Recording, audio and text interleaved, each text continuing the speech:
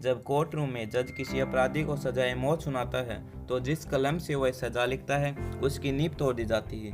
फांसी का नाम सुनकर हर अपराधी धर धर कांपने लगता है। जिस दिन अपराधी को फांसी दी जाती है उस दिन जेलर, डॉक्टर, मजिस्ट्रेट और जल्लाद मौजूद रहते हैं। इनके बिना अपराधी को फांसी नहीं दी जा सकती। जिस अपराधी को फांसी दी जाती है उस अपराधी के साथ आखिरी वक्त तक जल्लाद ही मौजूद रहता है, क्योंकि सबसे बड़ा काम जल्लाद को ही करना होता है।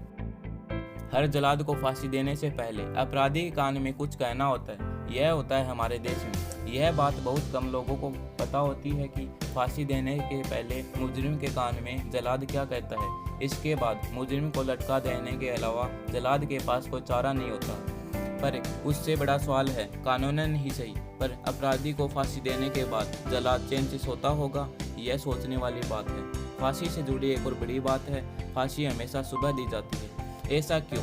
क्योंकि फांसी का वक्त सुबह सुबह इसलिए दिया जाता है क्योंकि जेल नियम के तहत जेल के सभी कार्य सूर्योदय के बाद किए जाते हैं। देखिए, जब आप हम जैसे लोग नॉर्मल एग्जाम देने जाते हैं और रिजल्ट पता करने जाते हैं, इतने में ही हमारा हार्ट रेट बढ़ जाता है। हम खुद के दिल की धड़कन सुन सकते हैं। एंजाइटी अपने चरम पर होती है, घबराहट छुपाई नहीं छुपती।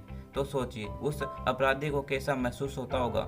उसे फांसी के तख्त पर चढ़ाया जाता है, तब उसका चेहरा काले रंग के कपड़े से ढक दिया जाता है और वो डरावने शब्द, वो शब्द जिनमें कहीं से भी नफरत नहीं होती है, ना ही गुस्सा होता है, वे शब्द जो जल्लाद हर अपराधी को अनिवार्य रूप से बोलता है, शायद इसलिए कि अपराधी की आत्मा शांत हो जाए।